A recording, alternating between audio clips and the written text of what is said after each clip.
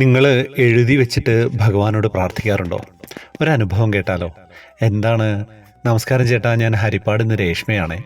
എങ്ങനെ തുടങ്ങണമെന്നറിയില്ല.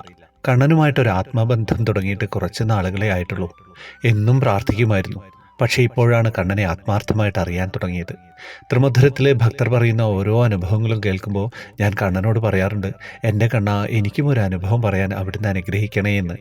ഞാൻ ഇന്നും എൻ്റെ ഒരു ആവശ്യം കണ്ണനോട് പറഞ്ഞ് പ്രാർത്ഥിക്കുകയായിരുന്നു. അങ്ങനെ ഒരു ദിവസം UK-യിലുള്ള ഒരമ്മയുടെ അനുഭവം കേൾക്കാനിടയായി. അമ്മയുടെ ആവശ്യം കണ്ണനോട് എഴുതി വെച്ച് പറഞ്ഞ് പ്രാർത്ഥിച്ചു എന്ന്. അതെനിക്കൊരു പുതിയ അനുഭവമായിരുന്നു കേട്ടോ. അന്ന് തന്നെ എൻ്റെ ആവശ്യം ഞാൻ എൻ്റെ കണ്ണനോട് എഴുതി പ്രാർത്ഥിച്ചു കേട്ടോ. അതിശയെന്ന് പറയട്ടെ, അടുത്ത ദിവസം തന്നെ എനിക്കത് എൻ്റെ പൊന്നു കണ്ണൻ സാധിച്ചു തന്നു. എനിക്കത് വിശ്വസിക്കാൻ പറ്റിയതേയില്ല.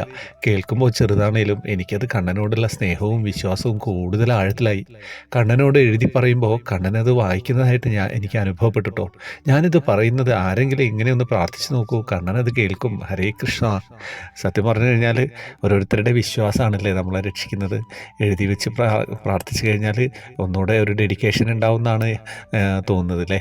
അപ്പോൾ എന്തായാലും പ്രാർത്ഥിക്കുക. പ്രാർത്ഥനയ്ക്ക് ശക്തിയുണ്ട്. ഒരുപാട് ആളുകൾ ശക്തിയോടെ പ്രാർത്ഥിക്കുമ്പോഴേ നമ്മുടെ ഗുരുവായൂരിലൊക്കെ ഏറ്റവും അത്രയും ശക്തിയായി മാറുന്നത്. കൊടാനുകൂടി ജനങ്ങളല്ലേ വരുന്നതും പ്രാർത്ഥിക്കുന്നതും മന്ത്രങ്ങൾ ഉരുവിടുന്നതും ഒക്കെ. അപ്പം പിന്നെ ഒന്നും പറയണ്ടല്ലോ. അപ്പോൾ ഈ അനുഭവം ഒരു സ്പെഷ്യലായിട്ട് തന്നെ തോന്നി. എന്തായാലും അത് നിങ്ങളിലേക്ക് എത്തിക്കുകയാണ്. വാട്സപ്പ് ഗ്രൂപ്പിലേക്ക് വരാം, ജോയിൻ ബട്ടണിലൂടെ വരിക. കുറേ വിശേഷങ്ങളൊക്കെ ഉണ്ട്.